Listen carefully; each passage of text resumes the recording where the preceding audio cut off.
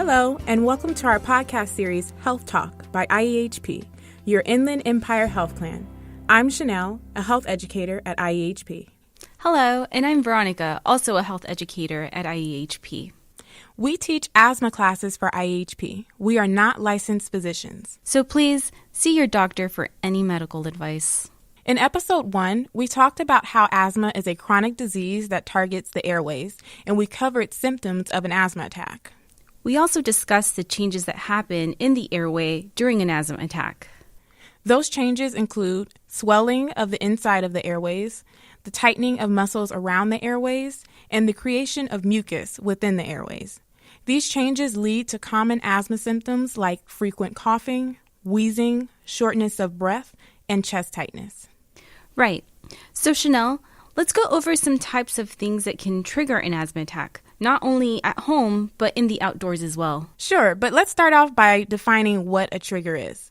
So a trigger is anything that when you breathe it in, it causes the airways to become smaller. An example of this is dust. Dust is something that can be found inside and outside of the home. When we breathe in that dust, it can irritate our airways, triggering our asthma.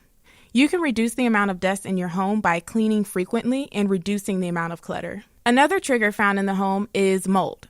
Mold is usually found in the bathroom or the kitchen, but it can grow in any area where there's moisture or dampness. As the mold grows, it releases spores into the air, and when we breathe in these spores, they can irritate our airways and flare up our asthma. Making sure we keep rooms like the kitchen and bathroom well ventilated is a good way to prevent mold from growing. One trigger I really want to touch on is animal dander. Most people think that the trigger is in the fur of the animals or the pets, but it's actually in the skin flakes, saliva, and urine of our pets. When someone is asthmatic, it is recommended that you remove the pet from your home. But that is not your only option. You can keep your pets, but you'll need to change your behavior with them. For example, you should keep pets out of the room where the asthmatic individual sleeps. This is very important because we don't want them breathing in that animal dander for a whole 8 or 9 hours when they're sleeping. Also, keeping pets outside of the home as much as possible is another option, especially if you're doing grooming activities like brushing their fur. Veronica, are there any other triggers you can think of? Yes, pests can trigger your asthma. Their droppings contain a chemical that, when breathed in, causes the airways to get irritated and can flare up your asthma.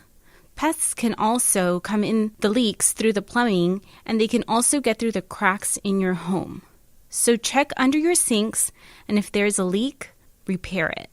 Also, seal all the cracks inside and outside your home. This will keep pests out. Strong smells can also trigger your asthma. Strong smells can come from cleaning products and cooking.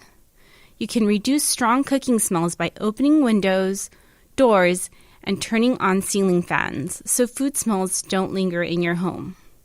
You should also throw away your trash frequently. Instead of using harsh chemicals to clean your home, you can use natural cleansers like baking soda, vinegar, and lemon. Also, if someone in your family smokes, ask them to smoke outside and to wear a smoker's jacket while smoking. This way, they can remove the jacket before coming back into the house. Other examples of triggers are pollen, air pollution, and smog. Well, thanks for sharing those triggers, Veronica. That's all for now. I'm Chanel. And I'm Veronica. We invite you to listen to all our podcast episodes on asthma under the series Health Talk. To learn more about asthma, call the IEHP Health Education Team at 1-866-224-4347. It's one more way IEHP is helping you reach your destination health.